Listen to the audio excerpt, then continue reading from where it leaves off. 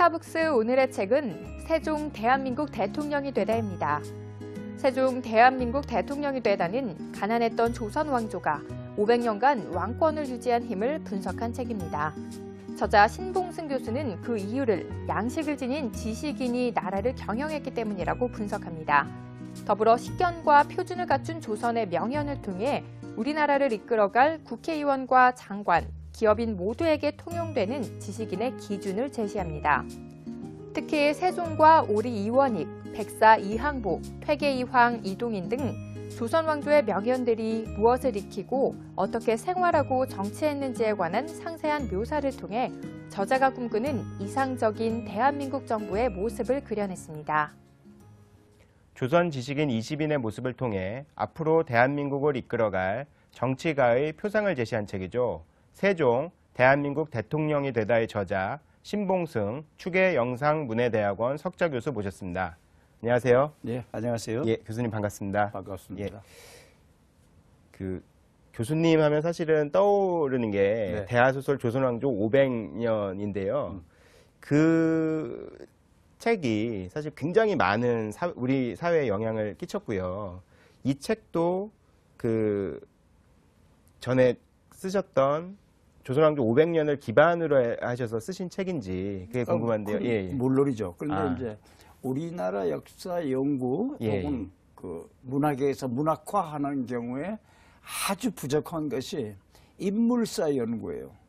단종 몇 년에 무슨 사건이 있었다 이런 건 아주 자세하게 가르칩니다. 그런데 무슨 사람이 무엇을 어떻게 하다가 어떤 결과를 갖고 죽었느냐 이런 소위 인물사 연구 이것이 우리나라에서 0점이에요. 그건 왜 그런 건가요? 그냥 제가 이렇게 얘기하면 무슨 비난을 받을지도 모르겠는데 역사학자들이 인물사 연구를 안 해요. 그거 왜 그러냐면 너무 힘이 들어요.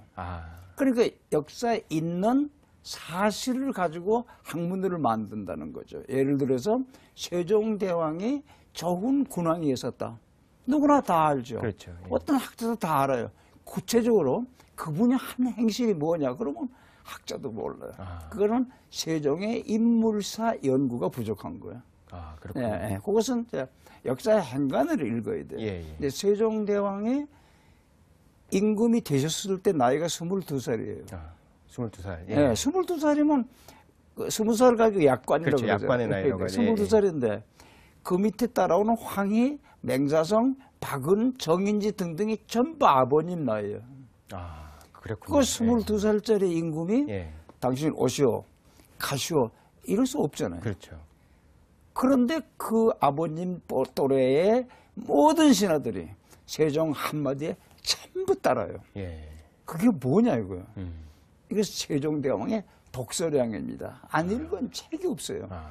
근데 그러면 얼마나 읽었느냐? 그러면 우리가 이제 세종실록이라든가 세종의 소년시대의 얘기를 보면 책을 묶은 가죽꾼이 달아서 끊어질 때까지 읽었다 이런 구절이 나오잖아요. 그렇죠? 가죽꾼이, 그럼 같은 책을 묶은 가죽꾼이 달아서 끊어지면 그 책을 몇 번 읽었느냐 이런 게 나와요. 몇 번 읽은 건가요? 그럼 10,000번입니다. 10,000번이요? 한 책을? 한 책을요? 이거는 세종대왕이 말씀하신 게 아니라 조선 후기에 유정척사를 부르짖었던 화서 이항로 선생이라는 분이 계십니다. 그분이 이렇게 말했어요. 내가 중령을 애우기를 10,000번까지 하였는데 애울 때마다 뜻이 달랐다. 살아서 한 번 더 애우면 무엇을 깨닫게 될지 심히 걱정스럽다. 그러니까 책을 많이 읽는 사람 기준이 10,000번이에요. 10,000번을 읽게 되면 어떻게 되느냐요? 실천을 하게 돼요. 1,000번 읽으면 실천을 못합니다. 10,000번 읽으면 몸에 배별해서 책에 쓰여있는 대로 행동으로 옮겨요. 그러면 22살 먹은 임금이 책에 쓰여있는 대로 행동을 하고 있는 거예요. 근데 50살, 60살짜리 세종의 신하들이 20대의 임금님이 하시는 모습을 보니까 어떻게 뭐 대책이 없잖아요. 그럼 그분을 따라갈 수밖에요. 한 예를 들면 세종대왕께서 48살 때 한글을 반포하셨어요. 그때 이제 이거 뭐 교과서에 많이 나와요. 그렇죠. 그러니까 이제 반대하는 신하들이 많았잖아요. 그렇죠. 그런데 그 반대하는 용어가 너무도 기가 막혀요. 이렇게 야비한 글자를 만들어서 중국 사람의 가슴에 못을 박고 우리 스스로 오랑캐가 되시고자 하십니까? 이게 최만리야. 그렇죠. 최만리. 최만리뿐 아니고 집현전의 학사들이 여기에 연명을 했어요. 이때 세종대왕이 최만리한테 한 말이 있어. 뭐라고 그랬는데? 네가 운서를 아느냐? 운서를 아느냐? 그러니까 네가 언어학을 아느냐? 그런 뜻이죠. 그럼 뭐 반대로 하면 무슨 뜻이에요? 나는 완벽하게 알고 있다는 얘기 아니야? 이런 임금이죠. 그러니까 신하들이 다 따라가고 이때 아는 것을 실천하니까 안 따라갈 수 없는 상황이에요. 그런 상황이 벌어지는 게 세종시대입니다. 그렇군요. 교수님 이야기를 듣다 보니까 점점 이렇게 이야기에 빨려들게 되는데요. 지금 세종 대한민국 대통령이 되다 이 책이 지금 이 시기에 대한민국에 필요한 시기다라고 이렇게 생각하시는 어떤 이유가 있으신지 궁금한데요. 그냥 막말로 하면요. 밤성일에서 어떤 부작용이 일어날지 모르겠는데 역대 대한민국 정부가 너무도 엉망이니까 옳은 일인데 안 하잖아요. 옳은 일인데 안 하고. 요거는 고쳐야 돼. 근데 대통령도 알고 장관도 알고 총리도 다 알아요. 고치게 될 게. 안 고치잖아요. 그러면 이게 실천하고 공부하고가 다른 거야. 이런 게 계속 내려오니까 제가 답답하죠. 이 정부를 어떤 사람들이 모여서 이 정부를 구성을 해가지고 그들의 학문과 그 덕망을 뱉으면 우리 5천만 국민이 편하게 살 수 있겠다. 그거를 내가 만들면 누가 믿겠어요? 그러니까 실제로 조선시대에 이런 분들이 계셨다. 이런 분이 대통령을 하시고 이런 분을 총리를 하시면 최소한도 지금 대한민국보다는 낫지 않겠느냐. 이런 생각을 하게 됐죠. 그래서 이제 이거를 써요. 쓰는 가운데 중에 내가 참 재밌는 에피소드를 하나 소개를 할게요. 조선왕조실록에 여기에 뽑힐 만한 인물을 전부 고르면 한 6만 명쯤 됩니다. 실록에 나오는 인물이 6만 명이래요. 엄청나네요. 그 중에서 고위 관직에 있은 사람이 600명이에요. 600명. 그 중에서 20명을 골라야 되잖아요. 어떤 기준이요? 물론 기준은 실천궁행이죠. 실천궁행. 자기가 알고 있는 것을 행동으로 옮긴 사람들. 그런데 조선시대는 일단 판서 장관이죠. 그 다음에 좌의정, 우의정, 이제 영의정 그럴 것 같으면 정승이잖아요. 그렇죠. 그분들은 무조건이야. 알고 있는 것을 다 행동으로 옮겼어요. 이제 그런 분들을 우리 이제 뽑으면 되는데 지금 이제 우리 대통령이 내무부 장관 해라. 예를 들면 행정자치부 장관 해라. 그러면 좀 고매한 인격자는 난 지금은 안 하겠습니다. 그런 분들이 있을 거 아니겠어요? 제가 이 책 쓸 때 임명한 20명은 안 한다는 사람이 하나도 없었습니다. 그런가요? 왜 그러냐 그럼 다 돌아가셨으니까. 그리고 그 모든 사람이 인정할 수 있는 행적이 있음으로써 이제 우리 대한민국에 와야 되니까 그걸 기준으로 해서 뽑는 거죠. 이제 아주 간단한 일은 아니었습니다. 그러실 것 같습니다. 진짜. 사실 조선 왕조가 굉장히 역사적으로도, 그러니까 다른 나라에서 유래를 찾기 어려울 정도로 길게 유지가 됐었죠. 역사적으로 한 500년 가까이 유지가 됐었는데, 그런 어떤 그 원인, 어떤 힘, 이런 게 있었을까요? 조선 왕조가? 근데 그것은 아주 간단해요. 아는 것을 실천하는 나라죠, 조선이라는 나라가. 아는 것을 실천하는. 아는 것을 실천하는 분들이 임금의 자리에 계셨고 정승의 자리에 계셨고 판서의 자리에 계셨어요. 그러니까 조선 시대를 지배하는 것이 조선 주자학이라고 그러죠. 조선 성리학이라고 합니다. 그 근원이라는 것이 실천궁행이에요. 알고 있는 지식은 행동으로 옮겨라. 알고 있는 지식을 행동으로 옮기지 못하는 사람은 아예야 정승 판사가 못 되는 거예요. 예.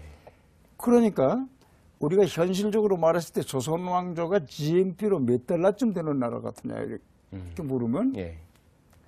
당시에는 GNP 산출을 못하니까 예. 안 되잖아요. 예. 근데 제 생각에는 10달러 정도 될 것 같아요. 아, 1인당 GNP래요? 10달러가 500년이에요. 예, 예. 10달러짜리 나라가 500년을 지속하면 망하는 게 원칙이에요. 그렇죠. 예. 근데 안 망했어요. 안 망하는 이유가 뭐냐 이거죠. 그것이 사람들이 이제 정치 지도자들이 예. 알고 있는 것을 모두 행동으로 옮긴다는 거죠. 예. 그다음에 그게 하나 있고 예. 두 번째는 언로가 트여 있어요. 아, 이게 언로. 참 예. 중요한 겁니다. 지금은 민주주의라도 예. 제가 이 자리에 나와 앉아서 이명박 대통령을 몹시 비난을 하면 예, 예. 이게 문제가 생겨요. 예.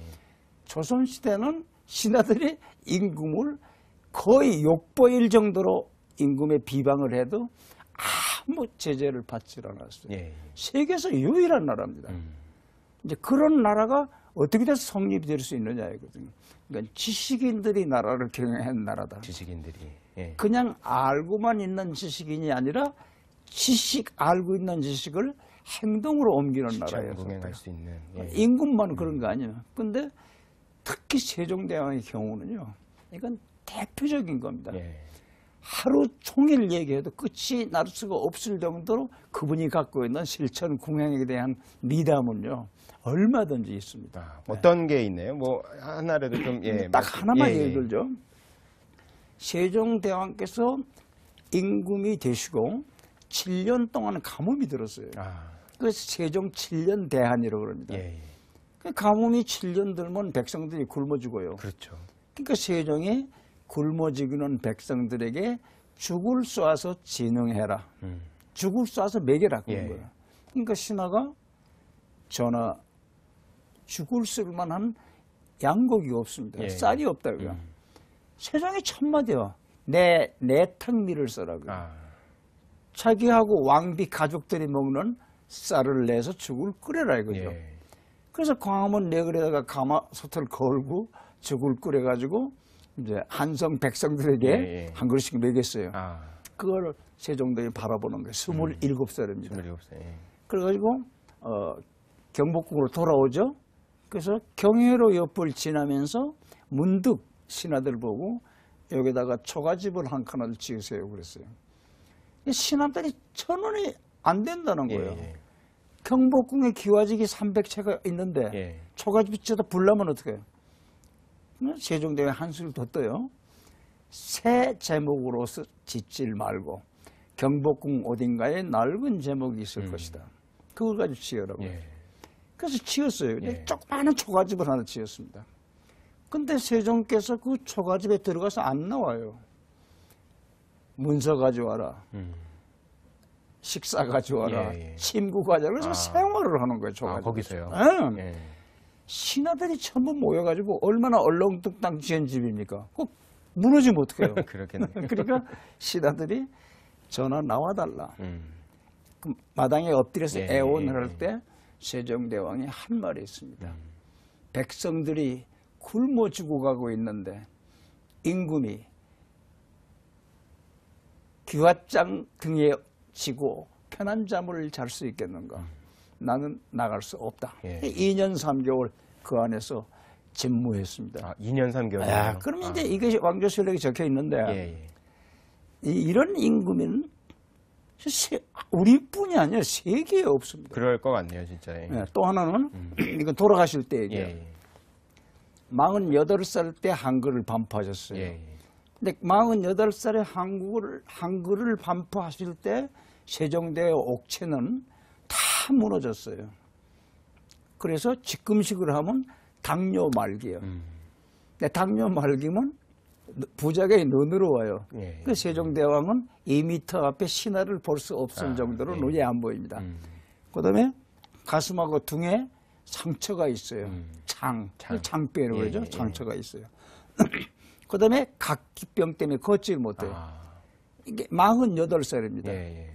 그 신하들이 전부 모여서 무슨 약을 올리면 이 위대한 임금을 살려낼 수가 있는가? 그래서 한 것이 검은 염소를 고아서 즙을 내서 올리자 이렇게 했어요. 그래서 세종대왕 앞에 신하들이 참 몰려가서 검은 염소에 즙을 내서 올리겠다. 한우 10년 마시고 한 컵을 들어줬으면 좋겠다. 이렇게 말했을 때 세종대왕이 말합니다.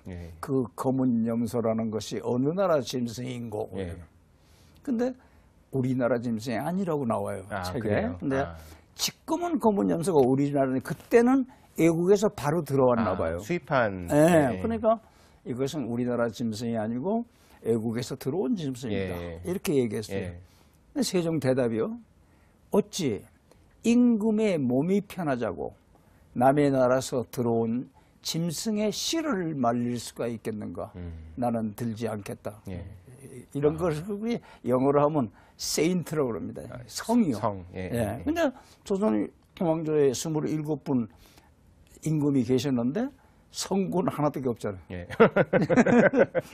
사실 요즘 역사에서 배울 수 있는 게 많은데도 점점 뭐 학교 현장도 그렇고 사회에서도 그렇고 역사를 소홀히 하는 그런 경향이 있는데, 만약에 젊은이들에게 역사를 가르치는 게 소홀해진다라고 하면 어떤 문제점들이 생길 수 있을까요? 그건 나라 망하는 거죠. 나라 망한 건데 역사라는 게 뭐냐 그래요. 근데 그것을 생각하기 전에 국가라는 게 뭐냐고요. 국가라는 것이 뭐냐 그럴 것 같으면 대답이 하나밖에 없어요. 국가 정체성을 확립할 수 있는 나라가 국가입니다. 국가 정체성. 국가 정체성.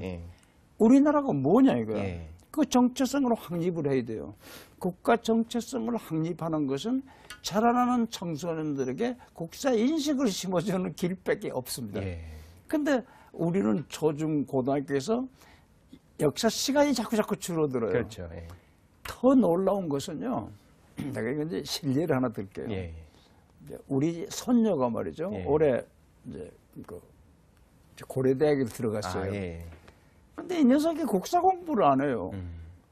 그 내가 국사에 관심 있는 할아버지니까 너는 왜 국사 공부를 안 하느냐 이렇게 물었다니까 저 서울대학 안 갈 건데요 그래요. 그게 무슨 소리야. 서울대학에는 국사시험을 보기 때문에 연세대학, 이대, 고려대학은 국사시험을 안 보기 때문에 국사 공부를 할 필요가 없다는 거 아니에요. 그건 나는 묻고 싶은 거야. 연세대학, 고려대학, 이화대학 총장은 왜 국사를 시험의 항목에 안 넣느냐 이거죠. 이거 책망받아서 마땅해요. 학생들의 답안제 수준이 낮고 간에 자라나는 청소년들에게 국가 정체성을 심어주기 위해서는 국사 교육을 해야 됩니다. 근데 이거를 지금 우리 대한민국에서 안 하고 있어요. 그러면 앞으로 10년, 20년 뒤에 가면 지금보다 더 문제가 생기는 거죠. 이걸 빨리 알아야 되는 거죠. 그렇군요. 굉장히 문제가 심각한 정도가 아닙니다. 이거는. 역사라는 것은 말이죠. 아주 쉽게 말하자면 우리 거울이에요. 제가 역사라는 걸 전혀 모르고 새로 이제 조선왕조 500년이라는 드라마를 쓰기 위해서 쓸 게 없는 거예요. 그러니까 뭘 알아 있어야죠. 그래서 이제 왕조실록이라는 거 읽기 시작하는데 이게 어딘가 경험했던 거예요. 그 가만히 생각해 보니까 역사가 우리 거울이다 그런 거죠. 이게 통감이다. 그죠? 자칫 통감이다 할 때 세군변에 감자를 쓰잖아요. 그게 무슨 자입니까? 거울 감자예요. 거울감. 그러네요. 그러니까 역사라는 거는 거울이다 하는 것은 이미 몇천 년 전서부터 정해져 나온 게 한자가 그렇게 생겨 먹었으니까. 그렇죠. 그래서 역사를 살피는 것은 우리를 살피는 거예요. 근데 우리를 살피지 않는 것은 안 되는 거죠. 이게 독서 코너이기 때문에 제가 조금 모진 소리를 하면 우리나라 지식인들이 엘빈 토프라의 제3의 물결은 아마 거의 다 읽었을 겁니다. 맞습니다. 스티븐 코비의 성공한 사람들의 7가지의 습관, 우리나라에서 380만 권가 팔렸습니다. 이 두 책이 대한민국의 정치하고 무슨 관계가 있냐는 거예요. 아무 관계가 없는 거예요. 그건 미국 사람이 쓴 거예요. 그렇죠. 맞습니다. 알빈 예. 토프라의 대표적인 구절이 뭡니까? 기회는 와 있는데 아직 만들지 못했었다. 이런 거 아니에요? 그렇죠. 그게 대한민국 정부하고 무슨 관계가 있습니까? 근데 한국의 역사는 그런 게 아니고 구체적이야. 이렇게 하면 나라가 망한다. 이렇게 하면 나라가 잘 된다. 하는 것이 다 정리가 돼 있는데 그거 왜 안 읽어요? 이제 그게 지들로 봐서는 답답한 거죠. 그러네요. 지금 이제 본격적으로 이제 그 교수님께서 이 책을 이제 드림팀을 말 그대로 구성을 하셨는데요. 대통령을 세종으로 하고 이제 쭉 그 장관들을 임명을 하셨죠. 네. 그 이야기를 한번 해보겠습니다. 저희가 먼저 이제 한번 화면으로 보고 어떤 네. 인물들이 어떤 장관을 맡았는지 한번 본 다음에 네. 예, 말씀 네. 나누도록 재밌겠어요. 하겠습니다. 예. 네. 대통령 세종, 국무총리 오리 이원익, 기획재정부 장관 퇴계 이황, 교육과학기술부 장관 사계 김장생, 외교통상부 장관 이동인, 통일부 장관 지천 최명길, 법무부 장관 면함 최익현, 국방부 장관 중봉 조헌, 행정안전부 장관 율곡 이이, 문화체육관광부 장관 연암 박지원, 농림수산식품부 장관 번암 최재공, 지식경제부 장관 다산 정약용, 보건복지부 장관 하서 김인우, 환경부 장관 우계 성훈, 고용노동부 장관 한원당 김굉필, 여성가족부 장관 남계 박세채, 국토해양부 장관 담헌 홍대용, 특임장관 백사 이양복, 검찰총장 정암 조광조, 감사원장 남명 조식. 정말 그 한 분 한 분 다 명망 있는 분들로 장관으로 이제 교수님께서 임명을 하셨는데요. 세종 이야기는 앞서 많이 나눴고요. 이제 국무총리로 선정하신 오리 이원익에 대한 이야기를 나눠보겠습니다. 네. 사실 일반인들에게 이렇게 아주 익숙한 이름이 아닐 수도 있겠다는 생각이 드는데. 네, 이거는 이제 책을 읽으신 분들이 아주 많은 분들이 질문하는 대목이야. 영의정은 황이지. 왜 이원익이냐 이런 건데. 황희 팬들이 많은 거네요. 그 방천 황희는 세종시대에 영의정을 18년을 했어요. 계속해서. 18년이면 굉장히 그런 분이 없는 없죠. 거죠. 역사에 없습니다. 세종이 32년을 집권을 했는데 그중에 18년이 한 사람이 영의정. 반 이상을. 그러니까 황희 그러면 정승. 그래서 우리가 황희 이렇게 부르자고 황희, 황정승 이렇게 부르는 거야. 근데 제가 봤을 때는 세종이 너무 위대하고 크기 때문에 거기서 18년을 해봤자 한 일이 별로 없어요. 좋은 일은 전부 세종의 이름 되잖아요. 그러니까 한글을 창제하는데 황희가 뭘 했느냐? 없잖아요. 함경도에 육진을 설치하는데 황희는 뭘 했느냐? 없잖아요. 그게 다 영의정은 영의정이야. 그래서 성문 밑에 있으면 업적이 가려져요. 그러네요. 가릴 수밖에 없네요. 그래서 우리가 황희, 황정승을 말할 때는 학식이 있고 덕망이 있고 유머러스하고 청렴결백하고 이런 거는 쫙 있어요. 근데 뭘 했다 이런 게 없어요. 그러니까 이제 나로서는 이제 영의정에서 제껴 이제 이거 안 되는 거에 모자라. 그러고 찾는데 이게 힘듭니다. 가령 예를 들어서 우리 조선시대 임금이 27분 계셨어요. 27분이 임금이 한 왕위에 있을 때 영의정을 세 번씩 골랐다고 할 것 같으면 어떻게 돼요? 숫자가 70명이 넘어요. 그 중에서 어떻게 골라요? 그래서 나름대로 굉장히 애를 썼는데 기준이 오래 한 게 아니고 여러 번 한 사람. 여러 번. 그래서 조사를 하니까 오리 이원익이라는 분은 선조 때 영의정이고 광해군 때 영의정이고 인조 때 영의정이에요. 그러니까 3대를 영의정을 해요. 근데 그것은 임금 자체가 뽑는 것이 아니고 신하들이 이분이 영의정일에 적격한 사람이다 하고 신하들이 원하는 경우가 있어요. 그러니까 이게 위대하잖아요. 그런데 제일 마지막에 인조죠. 선조, 광해군, 인조 이렇게 했는데 광해군 때 영의정인데 광해군이 어머니 괴롭히고 아들 죽이고 그러니까 영의정이 전하 그러지 말아라. 그건 도리에 어긋나고 일륜에 어긋나는 일이다. 그러니까 하지 말아달라. 그러니까 광해군이 화가 나서 강원도 홍천에다가 귀양을 보냈어요. 오리대감을. 그 가해죠. 임금이 귀양을 보냈으니까. 그런데 그 후에 인조 반정이 일어나가지고 혁명군이 이제 광해조를 엎어버렸어요. 근데 영의정 할 사람이 없어. 그래서 혁명군 사령부에서 강원도 홍천에 가서 귀양 계시는 오리 이원옥 대금 보고 이제 나오셔가지고 영의조 좀 해다오. 모시러 갔군요. 그런 나왔어요. 나왔더니까 광해군한테 제일 괴롭힘을 당한 사람이 임목대비 아닙니까? 그렇죠. 이 임목대비가 옥새를 갖고 있어요. 임금의 도장을. 그 영의정에 오면 그 재임금이 오면 줘야 되잖아요. 그런데 임목대비가 인사로 온 오리 이원익 대감 보고 광해군의 목을 가져와라. 그래야지 그걸 내주겠다고. 그러니까 임목대비는 그럴 수 있어요. 그동안에 당한 걸 하면. 그 다음에 혁명을 일으킨 혁명 공신들이 광해군은 죽입시다. 전원이요. 이거를 이원의 한 사람이 임목대비를 설득을 하고. 그렇군요.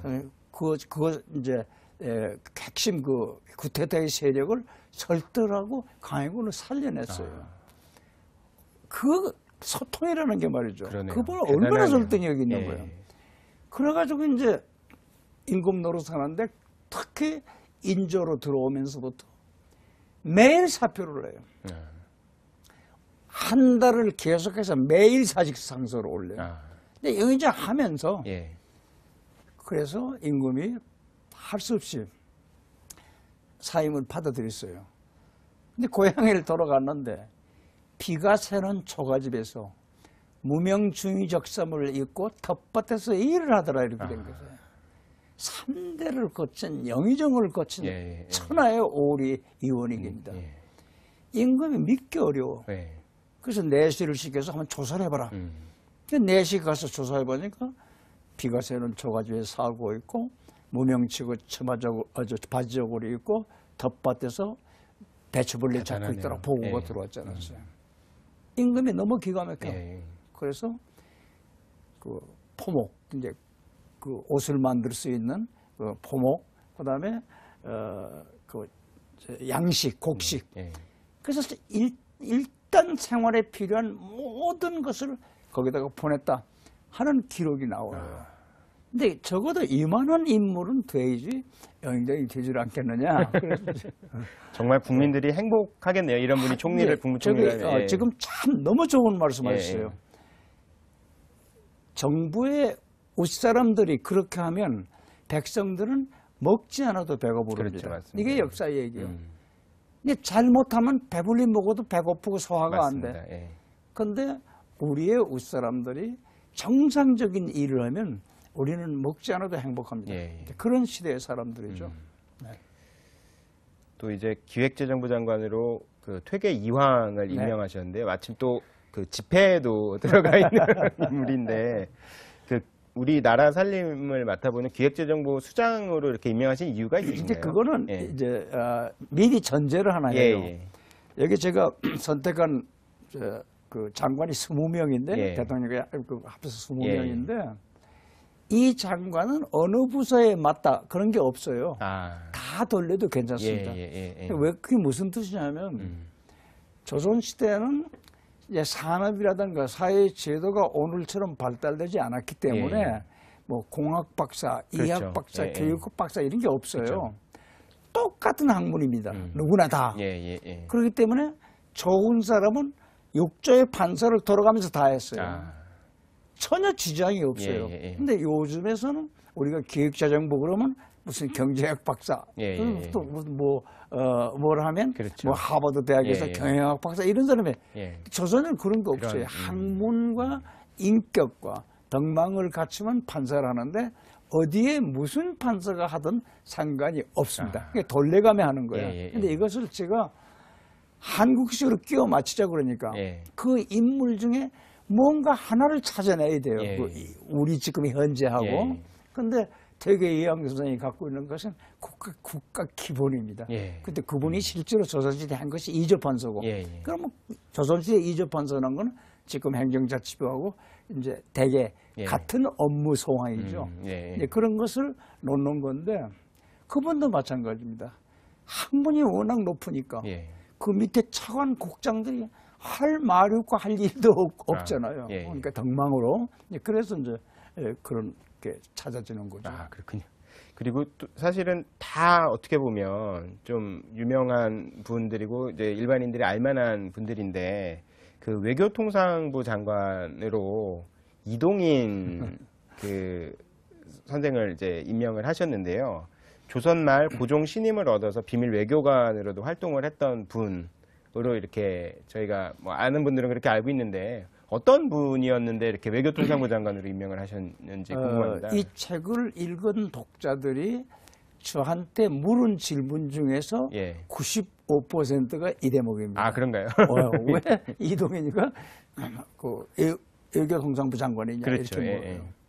근데 이동인이라는 사람은 저는 우리나라 청소년들에게 퀴감을 만들고 싶은 거예요. 이동인이가 활동한 게 29살에서 31살까지 3년이요. 이 3년 동안에 한국 조선 외교를 들었다가 놓았어요. 그런가요?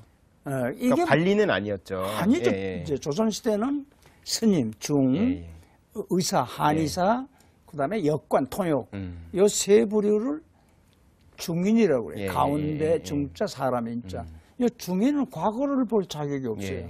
이 과거를 볼 자격이 없다는 것은 공직에 나갈 그 자격이 없는 기회가 거예요. 없는. 그러니까 중인데 뭐 그렇죠. 승려니까. 근데 이 사람은 일본에 가서 일본이 어떻게 근대화했느냐. 그 근대화를 우리는 무엇을 배워야 되겠느냐. 이거를 깨달은 사람이에요. 물론 스승이 있었습니다만은. 그래서 일본을 밀항을 해요. 밀항을 해서 일본 히가시 홍간지라는 경도에 있는 큰 절에서 일본말을 습득을 하고 이제 그 일본 중이 돼요. 한국 중이 아니고 일본 스님이 되어가지고 동경을 가서 당시에 그 영국 그 어니스 사토 같은 영국 그 2등 서기관 이 사람들 전부 친구를 만들어가지고 국제 외교라는 게 뭔가 일본이 뭐를 해서 그렇게 가난하던 나라가 이렇게 부자가 됐는가 이것을 눈으로 체험을 하는 거예요. 이때 김홍집이라는 분이 유명한 분이죠. 총리하시는 분인데 그분이 일본에 사신으로 왔어요. 사신으로 왔는데 국제 정세에 정톡한 사람이 이동인 한 사람밖에 없어요. 이 사람을 통역을 쓰던가 자문으로 안 쓰면 온 업무를 못하게 돼 있어요. 근데 그게 조선 같은 말이 되나요? 정부의 고위 관료가 중의 도움을 받아? 있을 수가 없죠. 그렇죠. 그러나 동경바닥이니까 할 수 없이 김홍집이가 이동인에게 머리를 숙이고 이동인의 도움을 받는 거예요. 그렇군요. 그래서 이동인이가 각 외교관들의 얘기를 다 해서 김홍집 씨의 업무를 완벽하게 100%를 이루게 했습니다.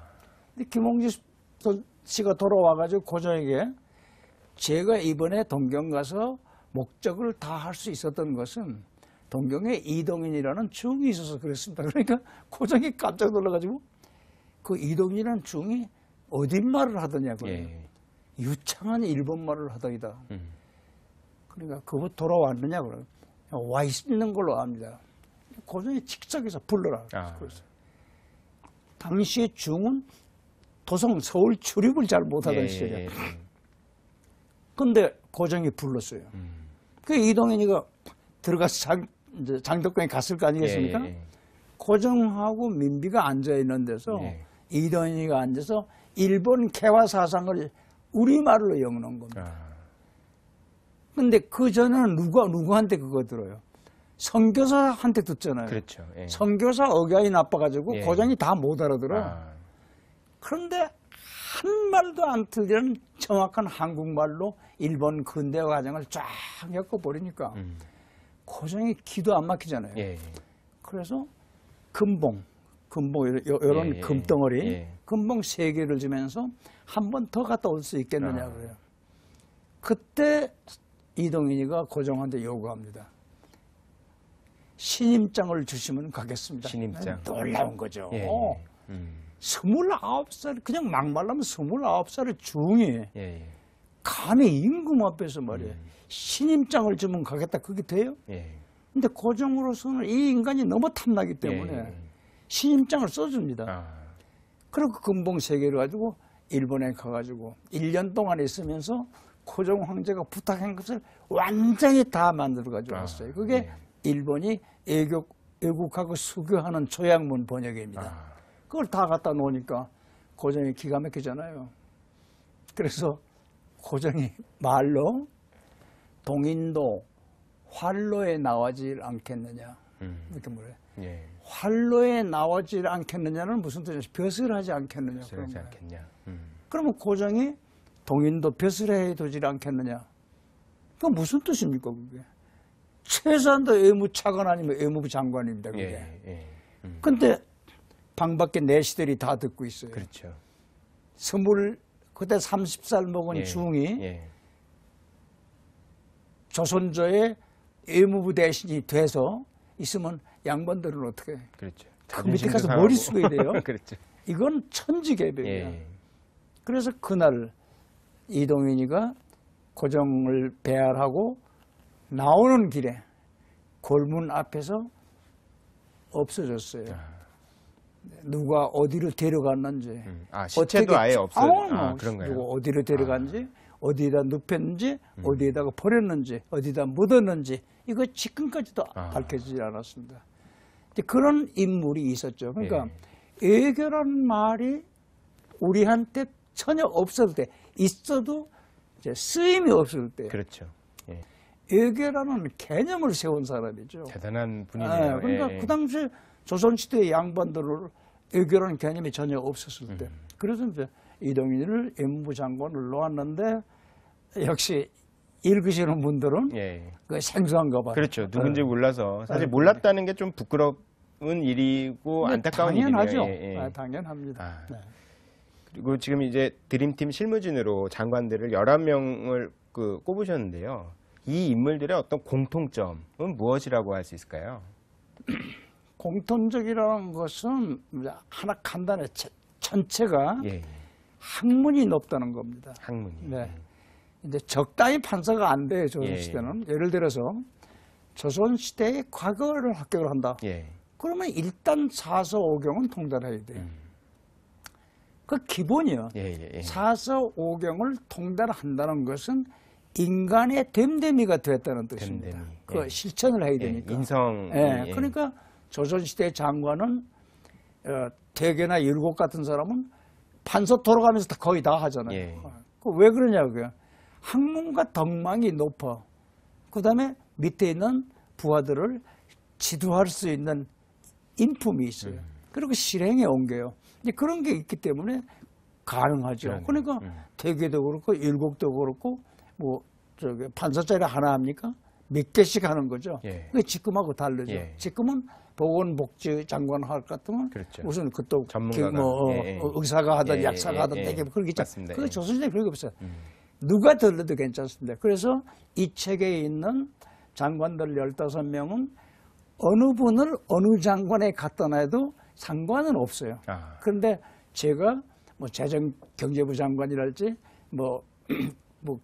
문화체육부 장관을 고르는 것은 그 생애 중에서 거기하고 일맥상통. 어느 한 구절을 해도 상통이 되는 게 있으면 고리로 옮겼습니다. 그렇군요. 이렇게 마지막 질문을 드리겠습니다. 사실 이 세종의 행정부를 보면서 굉장히 꿈 같은 일이다라는 생각이 드는데요. 지금 이제 우리는 이제 민주주의 시대를 살고 있으니까 사실 직접 지도자를 뽑을 수 있는 또 그런 좋은 그 기회도 있는데요. 우리가 어떤 기준으로 어떻게 올바르게 지도자를 뽑아야 될지 한 말씀 부탁드리겠습니다. 그건 두 가지예요. 두 가지인데 어떻게 뽑아야 되느냐는 우리 식견이 있어야 돼. 뽑는 사람이. 뽑는 사람이 무식해가지고는 안 되잖아요. 예, 우리 유권자의 식견. 우리 우선 뽑는 사람의 식견이 있어야 되는 겁니다. 그 뽑는 사람의 식견이라는 건 뭐냐? 역사를 알아야 돼요. 그 다음에 뽑히는 사람들은 당연히 식견하고 행동으로, 행실로 옮기는 게 있어야 돼요. 그러니까 조선시대라는 것은 국가 기본이라던 것이 4대부라는 기본이 뭐냐? 학문이 있어야 되고 학문을 실천으로 옮겨야 돼요. 근데 지금 우리 시대는 학문이 없어도 장관이 돼요. 실천 안 해도 장관이 돼요. 내가 뭐 친구들도 장관하는 사람들이 많고 후배들도 장관하는 사람들 농담으로 물어봐요. 요건 아니지 않냐? 근데 너는 왜 아니란 말을 안 하느냐? 그렇잖아요? 그렇죠. 지금 대통령이 이럽니다. 이렇게 같으면 그거는 잘못됐습니다. 그거는 그게 아니고 이런 것입니다. 이렇게 말할 수 있는 장관들이 있어야지 나라가 되는 거예요. 그렇죠. 근데 조선시대는 임금이 이렇게 하자 그러면 전하, 그건 안 됩니다. 그렇게 하면 국가가 못 쓰게 됩니다. 모든 신하가 다 그렇게 얘기했어요. 근데 지금 대통령이 한마디 탁 하면 안 됩니다. 나오는 장관이 제가 알기는 한 사람도 없습니다. 그러면 안 되는 거죠. 근데 이것이 빨리 고쳐야 되는데 이승만 대통령 이후 60년 동안 이게 되풀이가 있기 때문에 고치기가 굉장히 어려운 겁니다. 근데 이거를 고치려고 마음먹은 대통령이 나와야 돼요.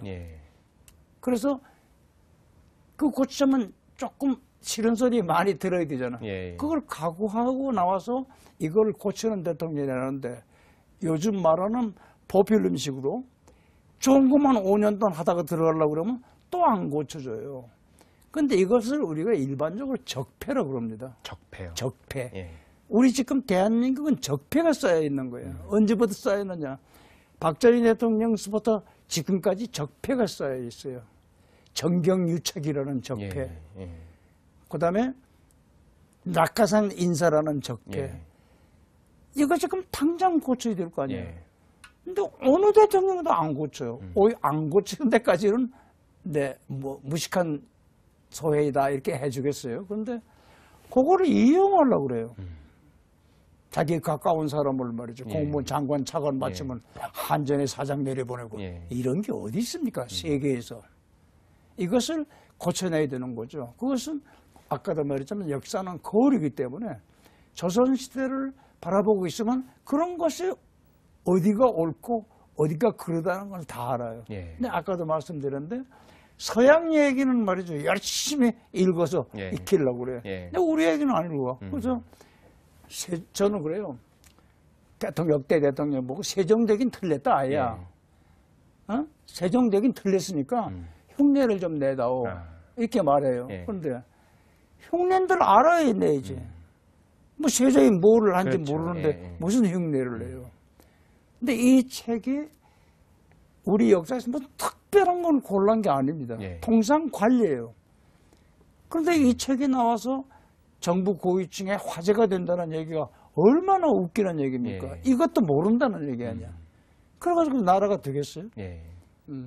그런데 웃기는 얘기라면 그렇게 하면 이 책이 2초에 한 권씩 팔릴 초베스트셀러가 되는데 그것도 아니에요. 그건 뭐냐면 이런 거 안 읽어도 된다. 이런 게 깔려 있습니다. 이게 구제불능이에요. 저는 참 어렵다고 생각합니다. 그래서 아까 말씀드렸지만 누군가가 나와서 희생을 걸고 임기 5년 동안에 적폐를 없애버리려고 적폐를 그동안에 쌓인 적폐가 많으니까 이 적폐를 없애버리는 것이 좋은 정치지. 새로운 거 하려고 그러면 안 돼요. 오늘 역사에서 많은 것을 배울 수 있는 시간이었습니다. 좋은 말씀 잘 들었고요. 항상 건강하시길 바랍니다. 감사합니다. 감사합니다.